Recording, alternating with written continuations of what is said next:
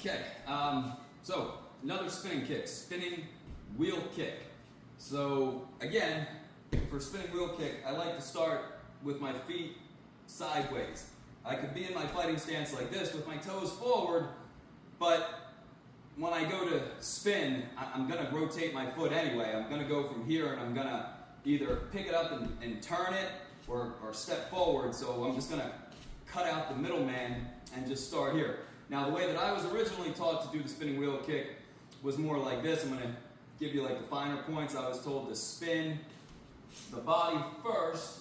Spin your head first, right? Then your body, and you're going to push your hip, and your foot is the last thing to leave the ground. You want to try to create this elastic tension in your muscle. So like your foot's stuck to the ground and you're trying to spin and push, and you spin and push so much, you create all this tension, and then the foot comes up and goes. Now as far as the wheel kick itself, I like to think about kicking over top of a box, if you will, right? We're kicking somebody in the head. So you have to come up over top of their shoulders and go straight across, okay? But, you know, I like to kind of think like a box. So as I go to do the wheel kick, I don't want it to come like an arc.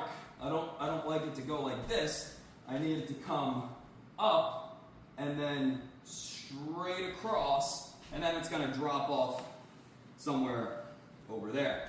So again, head turns, shoulder turns, and what I tell people to do is think like they're trying to elbow somebody. So you're trying to elbow somebody, you're trying to push your hips, and you go, and then the foot is the last thing to go. Now, if you're having a hard time with this, one thing you can do is get somebody to stand on your kicking foot. So let me do it from this angle here. So pretend I had somebody here, and I had them standing, placing their foot on my back foot. Not a whole lot of weight, they're giving you a little bit of resistance, right? So that way your foot's the last thing to come off of the ground. So you spin, head, you're trying to elbow, you're trying to push, and that foot is stuck, and you spin fast enough, and then the foot just kind of is along for the ride. So that's what this kind of looks like here. Oopsies. Let me try that one again. There we go. One more time. I'll do one from this angle here. Okay? Now, another way that I like to do it is a little different. So I'll start here. I spin, everything's the same. My leg comes up, and then right about here, if you notice, I'm kind of sideways. I'm not like this, I'm more like this. Right about here, I'll take my upper body and I'll twist it like this. So I'm here, and then I go like that.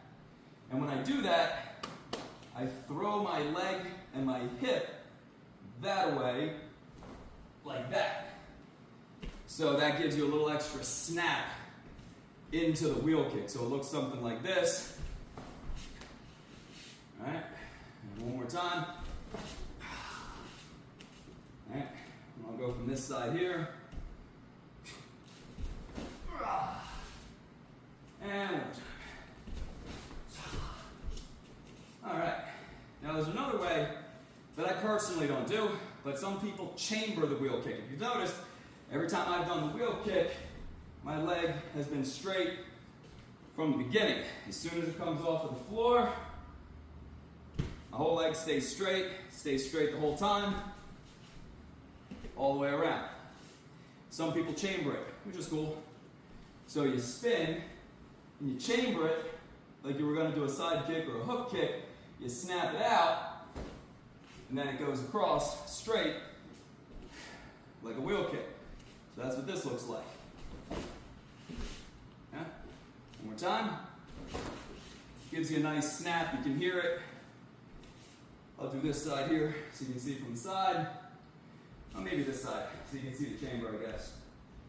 So One more time. All right, so 3 ways of doing the wheel kick. It's up to you. All right, now you can do the wheel kick down low at your body. You'll notice when I do the wheel kick, like I said, I push. So I'm pushing my hips, and then as a result, my body leans. So I'm not leaning away from the target. I'm pushing my hips, and then my body counterbalances itself by leaning. See, if I leaned without pushing my hips, I would be like this, and I would start falling that way. So I'm not leaning, I'm pushing my hips, and then as a result, my body does that to balance itself. Okay? Now you can kick down low to the body, and you don't have to lean so much like this. You can keep your back up a little straighter because you're not kicking so high. All right? So it stays up just a little bit straighter.